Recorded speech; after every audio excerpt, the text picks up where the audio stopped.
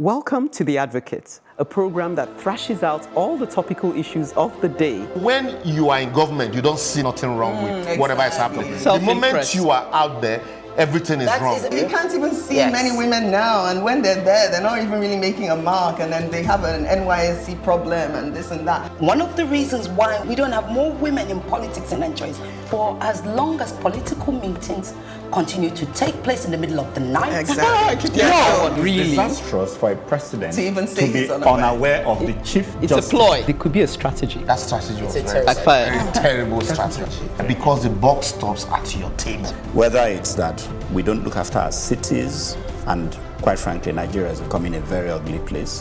When you are the only one feeding the people with this news and there is nobody countering them, it becomes, the news. There's usually a root cause to every existing situation. Doing business in Nigeria at this time, it's very much like having a ballet in a minefield.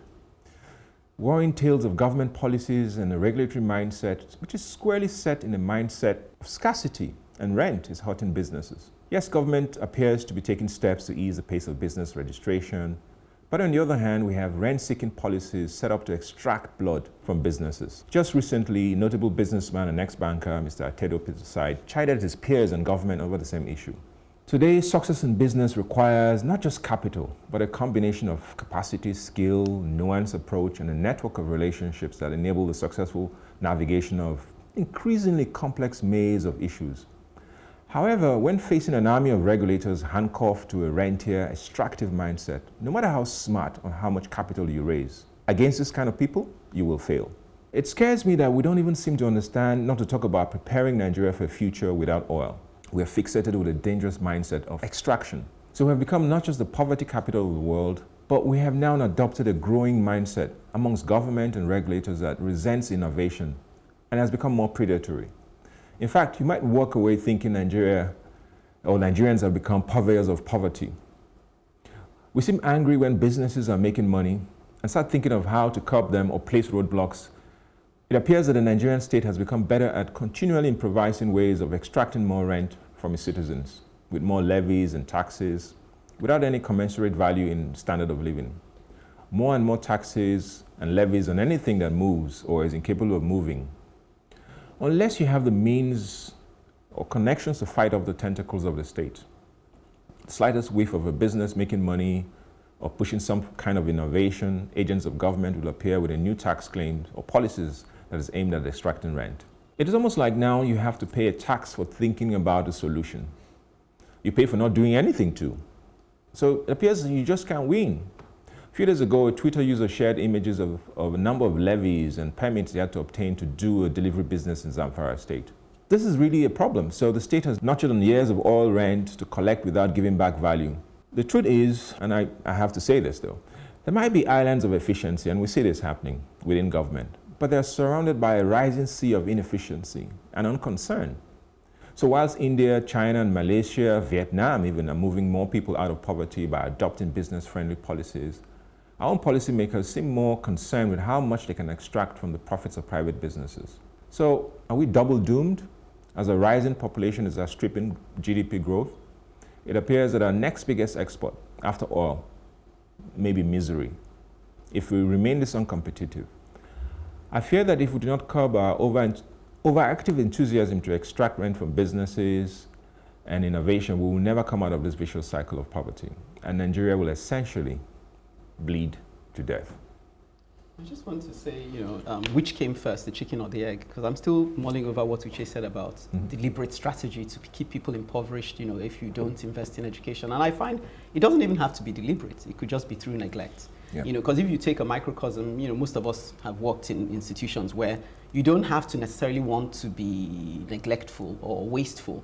But because everyone has this psychology of, well, everybody is doing it, it drags down. It's almost like there's an unspoken rule that don't overdo it. Just take a little for yourself. So even though you call them government agents, they're human beings who, and the government isn't sending them there to do that. They're doing it for themselves, as far as I understand. So a lot of times you're in an environment, because we're discussing before this program, and I said, look, there's a hustle mentality out there. Someone can let you in, but they drive faster to block you. There's a psychology that you said that the national cake isn't enough to go around. So people are trapped in a certain mindset where they're hustling for themselves and they don't really see the bigger picture. So I don't think it has to even be some kind of agenda by the government. You're actually finding it's almost like they're trying very hard to hold the dam back. You have certain people who may want to do some good. I'm just putting this forward, But because the system is already in a corrupt descent, you would have to be ready to lay your life down, stand in front of the juggernaut, so to speak, and say, look, I'll give my life to make a point that thus far and no more. So we're really on that role. The psychology of the average Nigerian, when you talk to them, is like, look, I won't kill myself. And so they're already cutting corners, even in the way they behave on a daily basis, driving, attitudes to all kinds of things. Nobody's wanting to stand up for what is right and go the extra mile because they feel as if Nigeria is doomed. You take anything, football, anything we do, there's a psychology in which nobody is ready to be excellent in it, because by being excellent, you stand out and you look like you've come from somewhere else. Can I come in? Where you've said you don't really think it's necessarily strategic or whatever. I think it is. It's the default mode now. Because it's about investment. It's about how much money the government invests in these areas. Now, when you compare how much is spent in education and health compared to other areas, like, some groups can just wake up and suddenly they get like 100 billion naira sent to them. But you look at what is being spent for education, and you know that there isn't a deliberate policy that is trying to improve education. Now, what you're discussing where, they're just throwing little morsels out at education. So they'll say, okay, we will give them lunch or whatever it is.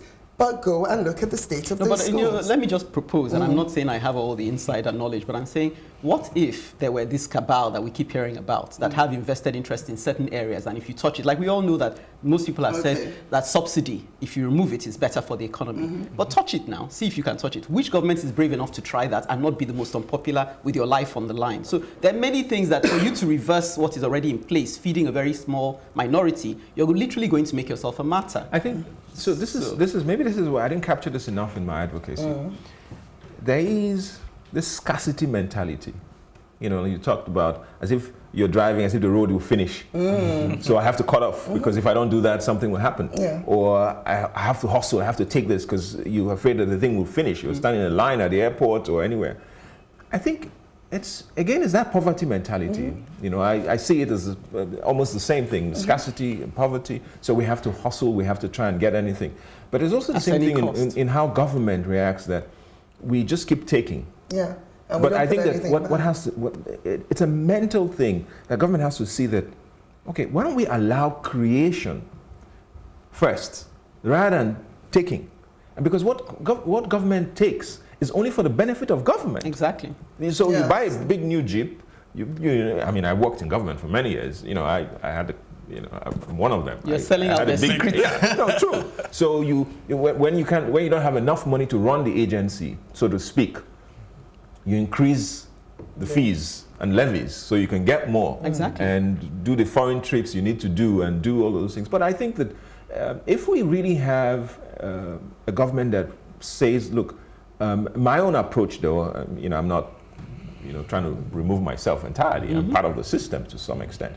But I also have this mindset that, look, let's allow the creation of wealth. Let's allow innovation to flourish. When it flourishes, then we can now take. But first thing is to allow it. Yeah, even the way you take, you gotta take. You can't take. I mean, your advocacy is so important to me because I run a small business as well, and come the end of our financial year, that's when you really get hit. So suddenly you're hearing about all manner of things. There's education tax, for those of you that don't know, that we pay education tax, but do you see any evidence of it? No. So we're paying all manner of things, and you just ask yourself, but what do I get from this? And then it stifles us because even sometimes we haven't even made the kind of money that we're required to pay out in taxes. But if you don't pay those taxes, then your company won't be able to operate in its full capacity, or you're actually not meant to really operate, but many Nigerians go around the system,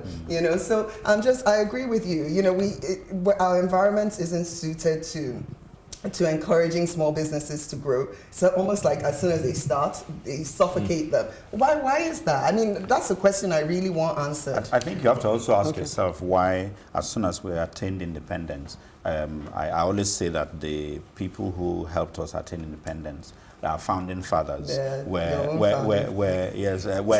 in a dash for, it's like a 100-meter race for as much money as you could get out of Nigeria, now that you're going to be in charge. So who started this thing that even before 1960, we felt that there wouldn't be enough, that there's going to be a scarcity. We didn't know whether it was going to come in 20 years or 90 years. So everybody has been operating on that scarcity thing. So we don't know. I think most Nigerians believe that, therefore, the country is doomed, and always felt it was, even when we were happy. I agree with all that you've highlighted here, but I have a little... Nigeria, one of the strongest assets we have, and we've not realized, is our human capital. And the minute we begin to empower our population, you understand, wouldn't have need for the extractive resources that we have. Recently, I think there was a data that was released that diaspora remittance was about $22 billion, and the revenue from oil was just about half of that. So we're not really focusing on the important things, and I think there's a whole lot that needs to be done. Government needs to look at the bottlenecks and find solutions, and pay less attention on those non-essential things like oil and other areas. Non-essential. You won't convince them. Well, I see no point in beating around the bush when it comes to matters like the one we've just discussed. Uche is set to instruct us in a different matter after the break.